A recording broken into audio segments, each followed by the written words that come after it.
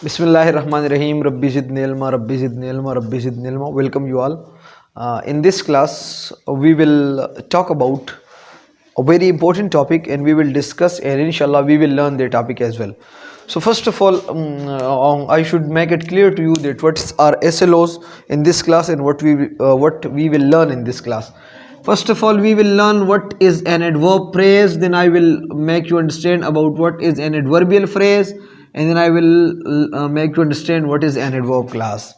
ठीक है, सबसे पहले हम सीखते हैं एडवर्ब फ्रेज. ठीक है, कि हमारे पास एडवर्ब फ्रेज क्या होता है. एडवर्ब फ्रेज याद रखिएगा, जब भी आपने एडवर्ब फ्रेज को सीखना होता है तो सबसे पहले आपने एक चीज़ को अंडरस्टैंड करना है. क्या आप एडवर्ब जानते हो? और अगर एडवर्ब जानते हो तो क्या आप फ्रेज जानते हो? सबसे पहले इन दो चीज़ों को क्लियर करें. तो जब भी आप एडवर्ब का सुने तो आपके जहन में एक चीज़ आता है, एक्स्ट्रा अबाउट वर्ब या मोर अबाउट वर्ब. एडवर्ब हमारे पास क्या होता है? जो मुझे वर्ब के बारे में कुछ एक्स्ट्रा बताए, वो हमारे पास क्या होता है?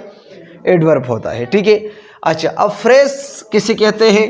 तो फ्रेज के साथ आपके जहन में ये आना चाहिए कि ये ग्रुप ऑफ वर्ड्स होगी. व्हाट? Group of words. ठीक है. एन इसका जो मीनिंग होगी, मीनिंग वो क्या होगी? इनकम्प्लीट. व्हाट? यानी मतलब इसका वो हमें मीनिंग नहीं दे सकता. दूसरा, इसका जो फंक्शन होगी, फंक्शंस, तो अ single unit.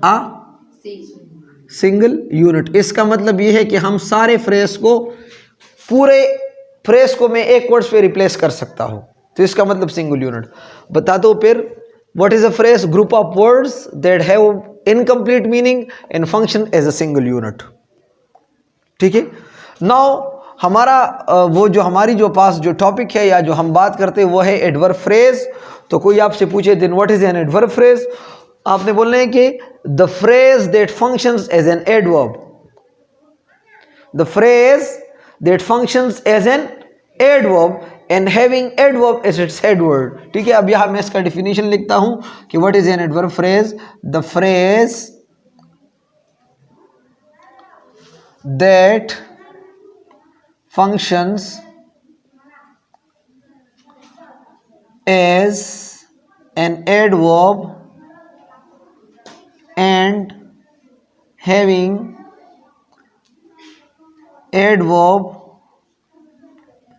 as its header word. दो बातें हैं. नंबर वन होगी फ्रेज, इसका फंक्शन किस तरह होगा? एक एडवर्ब की तरह. दूसरा, इसका जो हेड वर्ड होगी वो क्या होगी? एडवर्ब. यहां मैं एक एग्जांपल लिखता हूं, आपको पूरा समझ आ जाएगा. फॉर एग्जांपल मैं लिखता हूं, she goes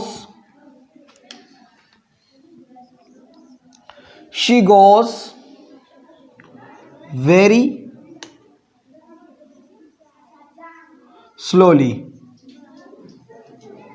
she goes very slowly. अब यहां देखिएगा, ये हमारे पास रहा सब्जेक्ट, ये हमारे पास रहा वर्ब, और यहां से लेके यहां तक ये मेरे पास एक फ्रेज है.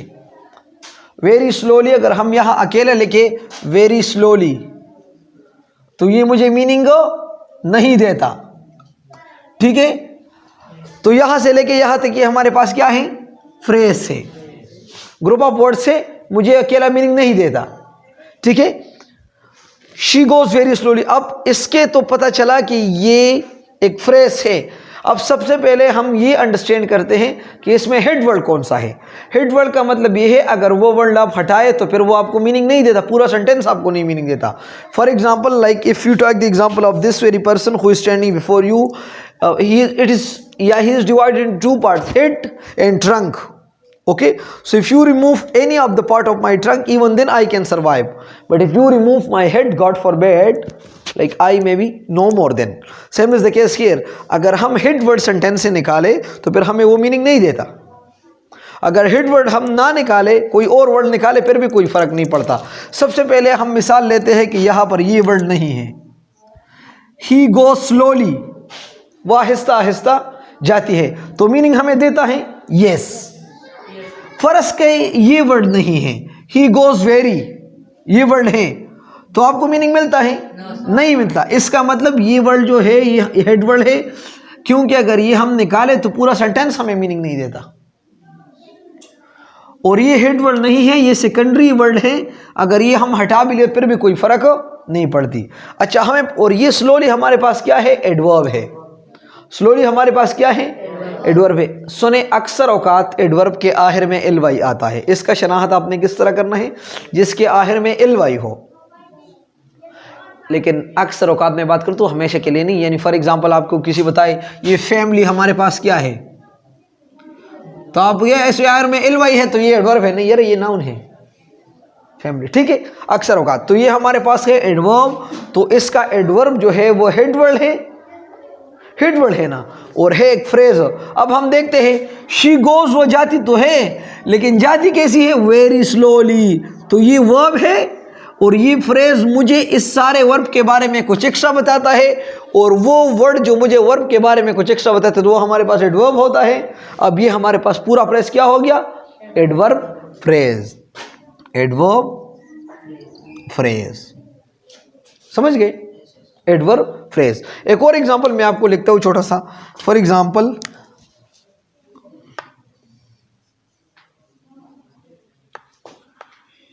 यू स्पीक्स, या you speak sorry, quite well या वेरी वेल। ये हमारे पास रहा सब्जेक्ट, ये हमारे पास रहा वर्ब, और यहां से लेके यहां तक ये मेरे पास फ्रेज है, क्योंकि मुझे वो अकेला मीनिंग नहीं देता। अब देखिएगा, इसमें विल हमारे पास हेड वर्ड है, अगर ये हम मिटाए या हटाए तो फिर वो हमें मीनिंग नहीं देता।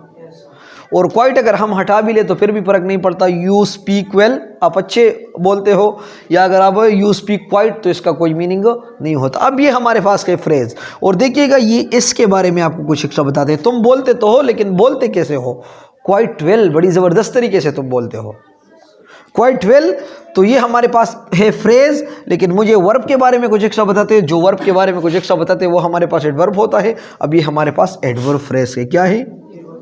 Adverb phrase. मेरे ख्याल में आपको एडवर्ब फ्रेज का समझ आ गया, ठीक है? ओके डी स्टूडेंट्स, अब हम बात करते हैं एडवर्बियल फ्रेज के बारे में। इससे पहले हमने सीखा कि what is an adverb phrase. अब हम बात करते हैं एडवर्बियल फ्रेज के बारे में। अक्सर औकात लोग कहते हैं कि ये एडवर्ब फ्रेज और एडवर्बियल फ्रेज जो है दोनों एक तरह के होते हैं, ये बस एक ही चीज़ है। नहीं, एक नहीं है, ठीक है। इसमें स्लाइड सा डिफरेंस है। आज हम वही स्लाइड सा डिफरेंस को पढ़ते हैं, ठीक है, कि एडवर्ब फ्रेज और एडवर्बियल फ्रेज में क्या फ़र्क है। फिर यहाँ देखिएगा कि फ्रेज तो आपने जानना है कि ग्रुप ऑफ वर्ड्स होगी जिसका मीनिंग कंप्लीट नहीं होगा, और मुझे एक वर्ड के जगह हम इसको रिप्लेस कर सकेंगे। अब देखिएगा, मैं लिखता हूँ एडवर्बियल फ्रेज की डिफिनीशन। तो इसका डिफिनीशन हम ऐसा लिखते हैं कि एनी फ्रेज, कोई फ्रेज हो सकती है except adverb phrase that functions as an adverb. सुने, बड़ी जबरदस्त डिफिनीशन है, बड़ी जबरदस्त है। एनी फ्रेज का मतलब कोई फ्रेज हो सकती है, कोई भी का मतलब नाउन फ्रेज हो सकती है, एडवर्ब फ्रेज, एडजेक्टिव फ्रेज हो सकती है, प्रीपोजिशनल फ्रेज हो सकते हैं, एक्सेप्ट एडवर्ब फ्रेज, लेकिन एडवर्ब फ्रेज नहीं हो सकती। कोई फ्रेज, कोई भी फ्रेज हो सकती है एक्सेप्ट, बगैर एडवर्ब फ्रेज, यानी एडवर्ब फ्रेज नहीं हो सकती, बाकी कोई भी फ्रेज हो सकती है। That functions as an adverb, जो कि एडवर्ब की तरह वो काम करती है, यानी एडवर्ब फ्रेज नहीं होगी लेकिन फंक्शन एडवर्ब फ्रेज की तरह करेगा। सो इस तरह के फ्रेज को हम क्या कहते हैं? As known as adverbial phrase. ठीक है, एक छोटा सा एग्जांपल मैं आपको बताता हूँ, सुनिएगा। फर्ज करे ये हमारे पास है एडवर्ब फ्रेज, ये वाला पोर्शन हमारे पास है एडवर्ब फ्रेज, चीज़ों को अंडरस्टैंड करें। फर्ज करें ये नहीं हो सकती और ये हमारे पास है प्रेपोजिशनल फ्रेज, ये हमारे पास है एडजेक्टिव फ्रेज, ये हमारे पास है एडवर्ब फ्रेज, कोई फ्रेज हो सकती है, लेकिन ये नहीं हो सकती। इनमें से कोई भी हो सकती है, जबकि इसका फंक्शन किस तरह होगा, एक एडवर्ब फ्रेज की तरह होगी। जब इस तरह की सिचुएशन हो तो इस तरह के फ्रेज को हम क्या कहते हैं, एडवर्बियल फ्रेज। एक एग्जांपल मैं लिखता हूं, देखिएगा।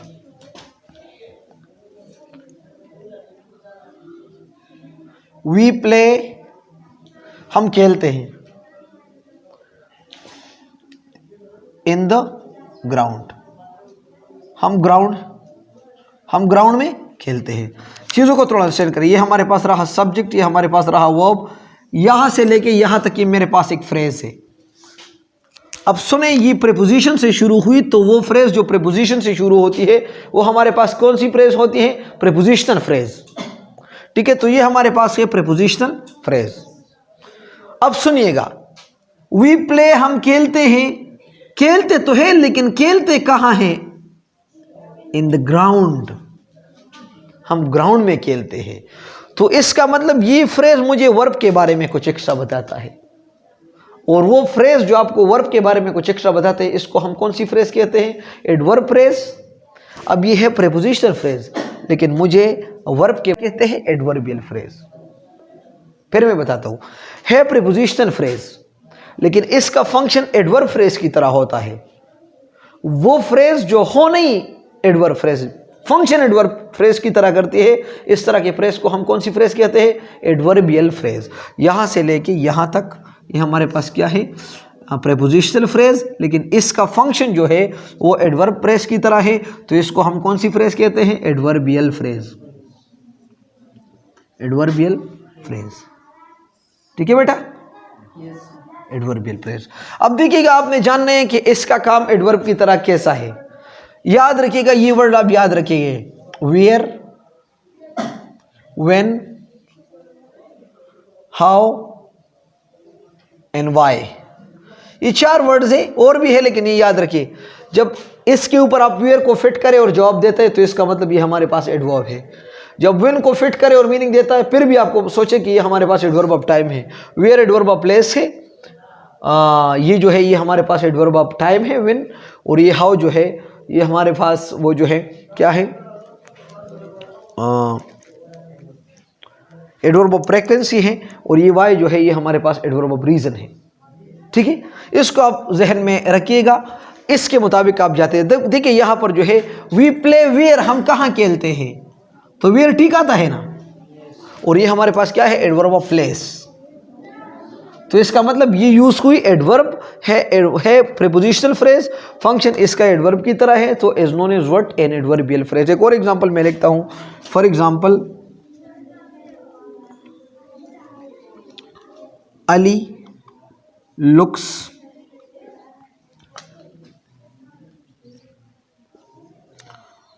या मैं लिख दूं very smart, Ali looks very smart. अब चीज़ों को थोड़ा अंडरस्टैंड करें। ये हमारे पास रहा सब्ज, ये हमारे पास रहा वर्ब, और यहाँ से लेके यहाँ तक मेरे पास फ्रेज है।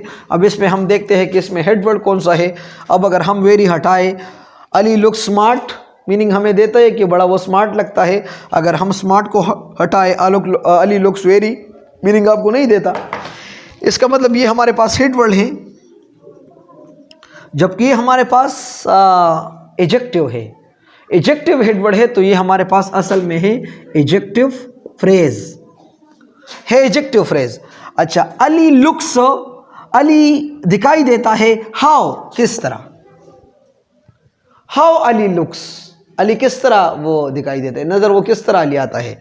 सो वेरी स्मार्ट जो है आपको इसके बारे में कुछ एक्स्ट्रा बताता है एडजेक्टिव फ्रेज, लेकिन आपको वर्ब के बारे में कुछ एक्स्ट्रा बताता है, तो इसको हम क्या कहते हैं, एडवर्बियल फ्रेज।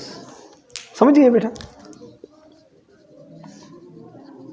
Adverbial phrase. ठीक है, इसको जल्दी से नोट करें, फिर हम आते हैं वो इसकी तरफ, किसकी तरफ, एडवर्ब क्लास की तरफ। ठीक,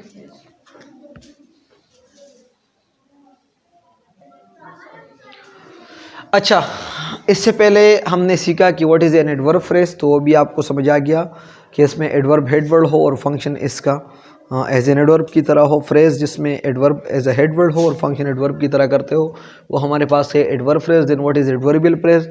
एडवर्बियल फ्रेज वो फ्रेज होते हैं जो होगी नहीं एडवर्ब फ्रेज, लेकिन इसका फंक्शन एडवर्ब फ्रेज की तरह होती है। अब हम बात करते हैं एडवर्ब क्लास की के बारे में। एडवर्ब जब आप सुनते हो तो आपके जहन में एक्स्ट्रा अबाउट वर्ब आता है। एक्स्ट्रा अबाउट वर्ब, ये तो वही चीज़ है। नाउ क्लास चीज़ों को अंडरस्टैंड करें। क्लास के लिए एक शर्त है कि इसमें सब्जेक्ट और वर्ब का होना इंतहाई लाजमी है,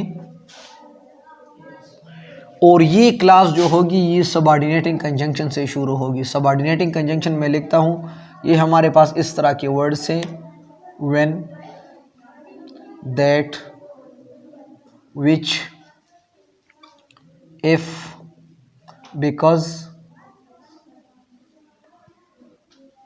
वेयर, एटसेट्रा। ये इस तरह के वर्ड्स है मेरे पास, ये सबऑर्डिनेटिंग कंजंक्शन है।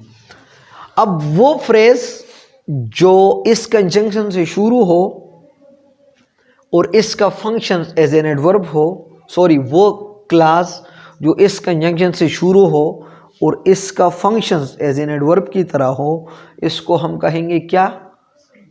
एक adverb class.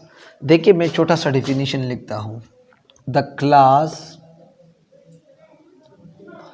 that functions as an adverb starting with a subordinating conjunction। चीज़ों को अंडरस्टैंड करें। यहाँ मैं एक क्लास लिखता हूँ, ठीक है, यहाँ मैं एक क्लास लिखता हूँ। For example, we stay where you met us. ये हमारे पास रहा सब्जेक्ट, ये हमारे पास रहा वर्ब। हम कयाम करते हैं कहाँ? वेयर सबऑर्डिनेटिंग कंजंक्शन रहा, यू सब्जेक्ट रहा, एंड वर्ब रहा। तो सब्जेक्ट और वर्ब इसमें आ गया, इसका मतलब ये हमारे पास हो गया क्लास। अब सबऑर्डिनेटिंग कंजंक्शन से शुरू हुई और इसमें सब्जेक्ट और वर्ब दोनों हैं, और मुझे इसके बारे में कुछ एक्स्ट्रा बताते हैं कि हम स्टे, हम कयाम तो करते हैं लेकिन कहाँ करते हैं? वेयर, तो वेयर का जवाब देता है, इसको ना भूले, where, when, how and why. Where का जवाब देते हैं, यानी वी स्टे वेयर, हम कहाँ कयाम करते हैं? नो वेयर यू मेट अस, जिधर आप हमारे साथ मिले थे, ठीक है। तो ये हमारे पास है क्लास, जबकि मुझे इसके बारे में कुछ एक्स्ट्रा बताते हैं, वर्ब के बारे में कुछ एक्स्ट्रा बताता है, वर्ब के बारे में बताते हैं तो इसको हम एडवर्ब कहते हैं। अब है क्लास लेकिन वर्ब के बारे में हमें बताते, तो ये हमारे पास क्या चीज़ रहा? Adverb class. समझाते यानी। एक और एग्जाम्पल में लिखता हूँ, for example, we will write, हम लिखेंगे, when you ask us, ask us, जब तुम हमें बोले फिर हम लिखेंगे। ये हमारे पास रहा सब्जेक्ट, ये हमारे पास रहा वर्ब फ्रेज, पूरा बस वर्ब हो गया, तो सब्जेक्ट और वर्ब हो गया। अब ये सबऑर्डिनेटिंग कंजंक्शन है, ये सब्जेक्ट है और ये वर्ब है, तो सबऑर्डिनेटिंग कंजंक्शन से शुरू हुई, यहाँ से लेके यहाँ तक ये सारा हमारे पास क्लास आ गया, ठीक है। और ये मुझे इस लिखने के बारे में, हम कब लिखेंगे? व्हेन वी विल राइट, तो एडवर्ब ऑफ टाइम है। व्हेन यू आस्क, जब हमसे पूछे तो एडवर्ब तो है, लेकिन हमारे पास क्या है? सॉरी, वर्ब के बारे में बताता है तो क्लास तो है, लेकिन हमारे पास कौन सी क्लास है? Adverb class. बेटा, it was our today's lecture, and I hope you would have clear understanding about adverb phrase, adverbial phrase and adverb class. Even then, if you have any questions, so you can ask me, and those who are watching my videos, even then if they have any question, so they can direct ask me in the comment box. Moreover, if you are new on my channel, so kindly visit my channel, share it with your friends and subscribe my channel, and also press the bell icon so that you may be familiar with our new and upcoming videos. Thank you so very much. Allah Hafiz.